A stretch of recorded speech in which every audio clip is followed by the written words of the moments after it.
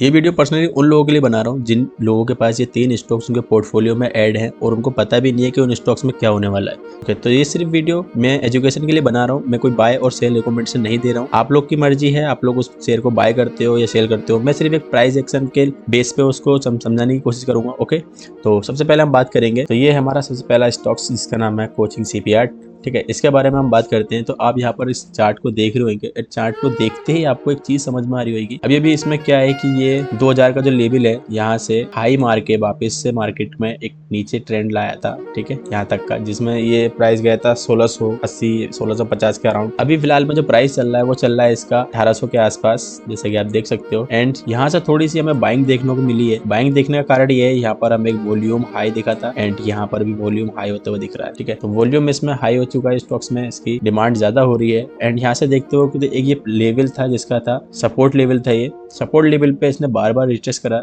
इस लेवल को एंड यहाँ से एक बार ब्रेकआउट भी हुआ, बट ये ब्रेकआउट फेक हो गया। ठीक है, ये ब्रेकआउट सस्टेन नहीं हुआ एंड वापस से रिटर्न हो गया। ये स्टॉक्स यहाँ से रिवर्स हो गया।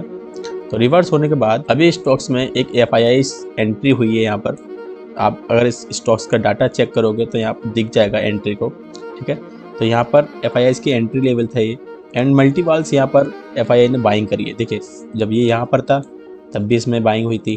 ठीक है, तब ये इस लेवल पर था तब भी इसमें बाइंग हुई थी, है ना।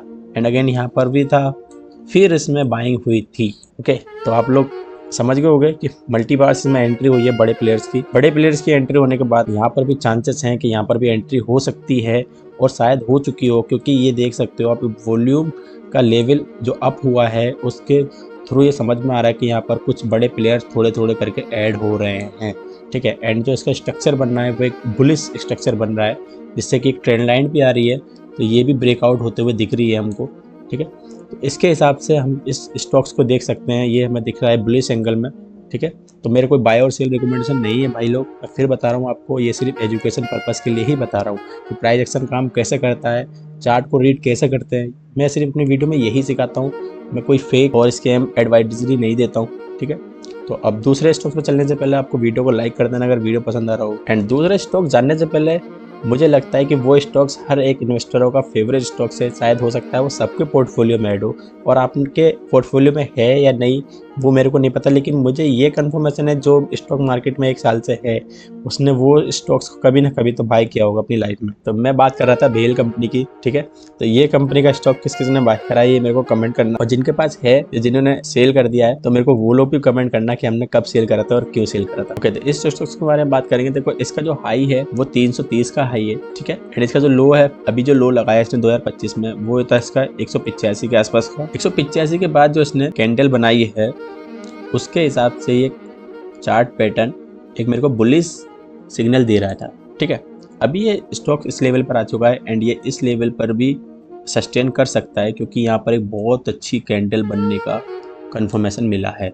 आप देख सकते हो, अगर थोड़ा भी आपको चार्ट रीड करना आता होगा या कैंडल स्टिक की थोड़ी बहुत नॉलेज होगी तो आप इस चीज़ को देख के समझ सकते हो कि यहाँ पर क्या होने वाला है। ठीक है, एंड इस बार एक सिग्नल भी दे रहा है, एक और सिग्नल यहाँ पर मिलता है हमको, क्योंकि वॉल्यूम का अप होना, वॉल्यूम गेन हो रहा है। यहाँ पर बाइंग की वॉल्यूम बहुत आ रही है। यहाँ पर जैसे देख सकते हो जो रेगुलर वॉल्यूम है उसका ब्रेकआउट होता हुआ दिखा है यहाँ पर।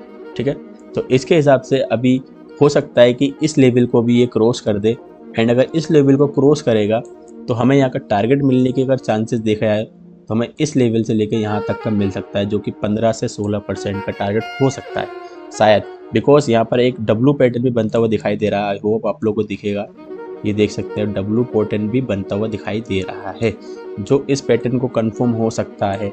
बिकॉज यहाँ पर रैली अच्छी स्टार्ट हो गई है, क्योंकि निफ्टी 50 भी हमारा बहुत अच्छा परफॉर्म कर रहा है अभी फिलहाल में, क्योंकि 1 साल पूरे हो गए, 2025 पूरा डाउनफॉल में ही गया है। ठीक है, कोई भी अच्छा गेन नहीं मिला है। कुछ अच्छे स्टॉक्स थे जो भागे थे, लेकिन अधिकतर जो स्टॉक्स थे वो गिरे ही हैं। ठीक है, तो सेलिंग ज़्यादा देखने को मिली है इस साल में हमें, तो हो सकता है 2026 में एक नई शुरुआत हो बाइंग के हिसाब से। तो यहाँ पर हमें एक डब्लू पैटर्न भी इन्फॉर्म होता हुआ दिख रहा है। बाकी अगर थोड़ी बहुत आपको कैंडल स्टिक नॉलेज भी है तो आप इस चीज़ को भी रीड करके समझ सकते हो कि यहाँ पर क्या धमाका होने वाला है। ओके, तो ये हमारा एक तीसरा स्टॉक्स है हमारा ग्रेटेक्स कॉर्पोरेट लिमिटेड। ग्रेटेक्स कॉर्पोरेट लिमिटेड के बारे में बात करें तो ये बहुत अच्छा स्टॉक्स है जिसके बारे में हमने बहुत बार बात करा है, हमने कम्युनिटी भी बताया आप लोग को कि इस स्टॉक्स पर नज़र रखने की ज़रूरत है, क्योंकि ये एक बेस बना रहा था जब से हम इसको फॉलो कर रहे थे एंड हमने बहुत बार इसको फॉलो भी करा था। जैसे कि ये एरिया देख सकते हो, ठीक है।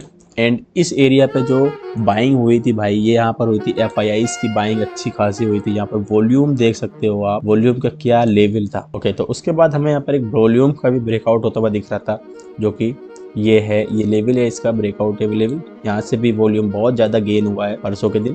तो इस स्टॉक्स में भी एक अच्छी बाइंग रैली चल रही है, जैसे कि देख सकते हो आप। यहाँ से स्टॉक कितना अप साइड हो चुका है, कितना रिटर्न मिल चुका है इसमें देखेंगे आप। तो अगर हम मोटा मोटा इस लेवल से भी पकड़ लेते हैं तो अभी के टाइम पे ये 35% के आसपास इसने रिटर्न बना के दे चुका है एंड बहुत अच्छा स्टॉक्स है, आप लोग इस स्टॉक्स पे नजर रख सकते हो। एंड ये जोन जो है इसका ब्रेकआउट एरिया है, ठीक है। जब से ये लॉन्च हुआ था, जब से ये अभी तक अपना हाई को क्रॉस नहीं करा है एंड नियरेस्ट ये अपने हाई के लेवल पर आ चुका है। जो इसका हायर हाई है वो वहाँ लेवल पर पहुंच चुका है एंड इस पर नजर रखेंगे। अगर ये थोड़ा हाई जाता है तो इसको अपने पोर्टफोलियो में देखेंगे। एंड मेरे कोई बाय और सेल की सजेशन नहीं थी गाइस, मैं फिर बता रहा हूँ आपको अपने ब्रोकर से ही पूछ के ही इन्वेस्ट करना है, उससे पहले आपको इन्वेस्ट नहीं कर रहा है।